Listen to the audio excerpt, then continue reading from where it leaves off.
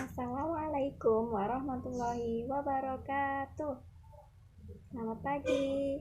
Semoga semua dalam keadaan sehat walafiat tanpa kurang satu apapun.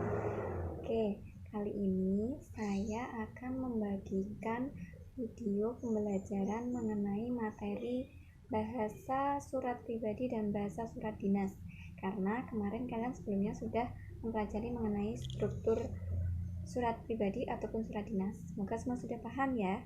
Oke, kita mulai dari bahasa surat pribadi dalam berbagai tujuan. Nah, surat itu memiliki berbagai tujuan.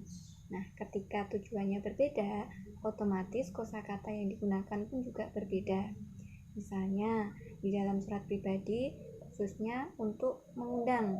Nah, itu ada beberapa ciri khas yang dapat kamu temukan. Nah, beberapa ungkapan yang bisa digunakan misalnya, kamu bisa tinggal, kemudian bagaimana kalau kamu tinggal, saya pikir lebih baik jika kamu tinggal, ataupun yang lainnya. Nah, itu untuk orang yang sebaya dengan kalian, atau seumuran dengan kalian, atau bahkan mungkin di bawah kalian. Namun, jika digunakan untuk orang yang lebih tua, maka berbeda ya.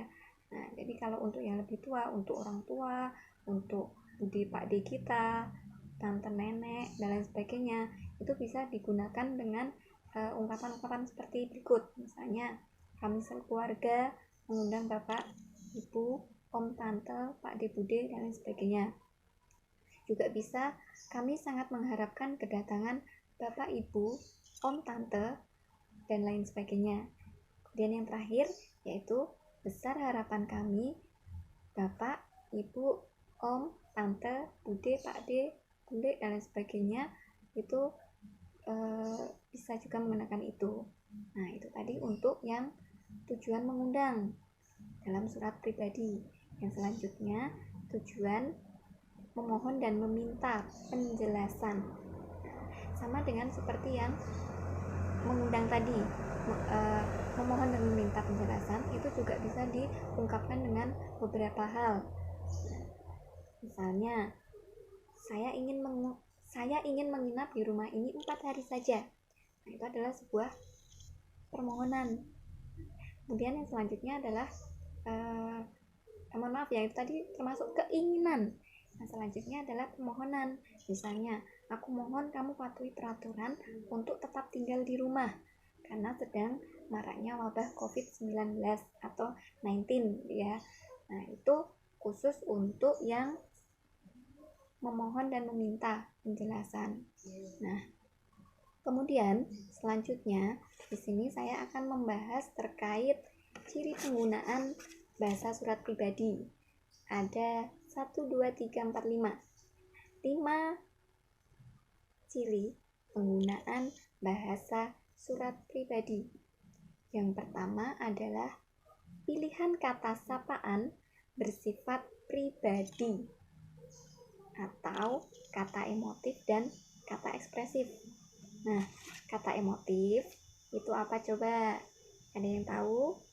Nah, oke, kalau ada yang belum tahu, saya paparkan di sini ya. Bahwasanya kata emotif itu adalah kosakata yang berhubungan dengan emosi dan perasaan dan bisa membuat orang tersulut emosi ketika mendengar atau membacanya. Contohnya, sungguh binar wajahmu bagi rembulan yang bersinar di kala purnama. Nah, di situ dia menggunakan kata emotif untuk mengungkapkan perasaan terlalu mengagumi atau terlalu terlalu bahagia, terlalu senang dengan seseorang yang wajahnya terlalu cantik. Kemudian selanjutnya adalah kalimat ekspresif. Kalimat ekspresif adalah jenis kalimat yang menggambarkan perasaan dan keadaan. Beda ya dengan kalimat emotif tadi. Kalau kalimat ekspresif itu menggambarkan perasaan dan keadaan atau suasana. Contohnya, wow, indah sekali pantai ini. Nah, jadi di situ menggambarkan perasaan takjub, perasaan yang senang, gembira. Namun keadaannya adalah dia takjub dengan pantai atau keadaan pantai yang ada di sekitar Itu. Oke, itu tadi yang nomor 1. Yang nomor 2, bahasa surat pribadi tidak formal tetapi santun. Tidak formal itu maksudnya tidak resmi. Boleh menggunakan bahasa sehari-hari, bahasa santai. Tetapi walaupun seperti itu, dia sifatnya adalah santun. Santun itu tidak melukai perasaan seseorang atau tetap menggunakan bahasa yang baik dan benar. Selanjutnya yang nomor 3, pilihan ragam bahasa tergantung siapa penerima surat. Maksudnya, ketika kalian mengirimkan surat kepada teman sebaya kalian, maka kalian menggunakan bahasa gaul boleh, bahasa bercakap-cakap anak zaman now atau anak zaman sekarang.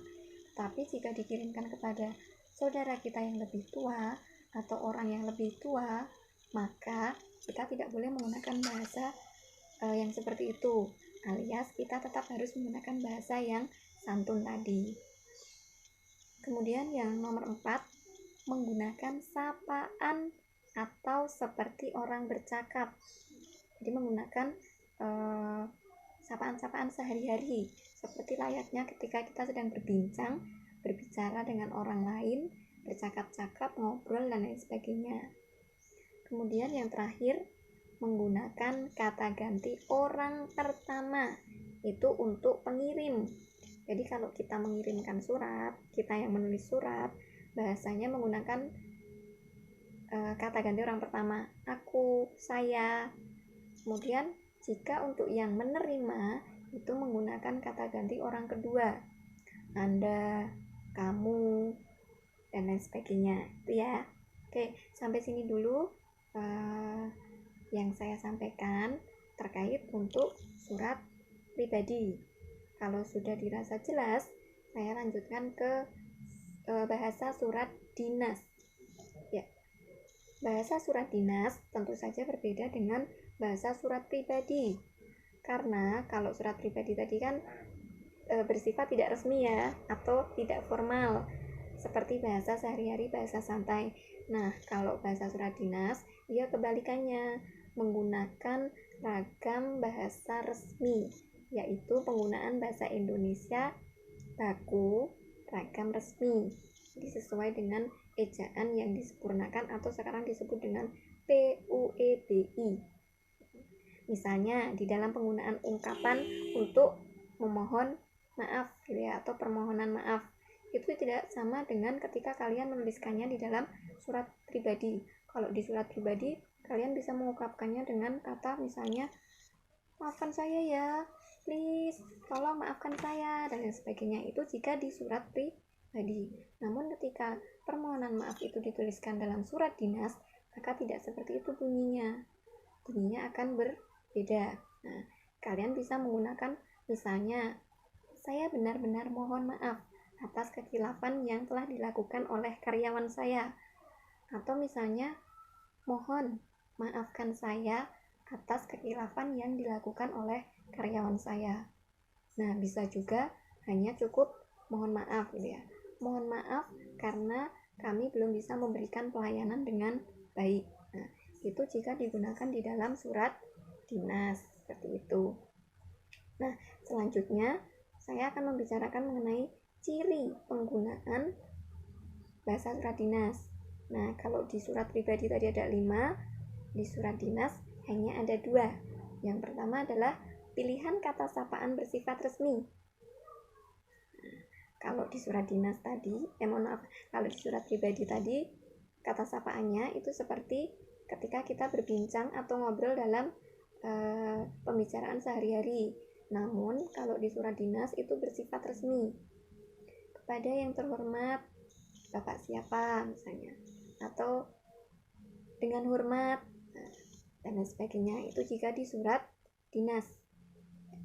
Oke. Kemudian ciri penggunaan bahasa yang kedua adalah bahasa ragam baku. Nah, nanti bisa dilihat kembali contoh-contoh surat dinas yang ada di buku paket kalian.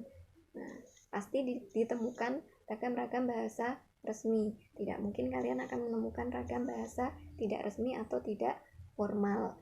Nah, itu saja yang saya sampaikan di pembelajaran kali ini. Semoga penjelasan yang saya berikan ini bermanfaat untuk kalian, dan jika ada baiknya itu bisa kalian gunakan, tetapi jika ada kurangnya silahkan itu dibuang jauh-jauh. Nah, terima kasih. Selamat pagi. Semoga hari ini menyenangkan untuk kalian.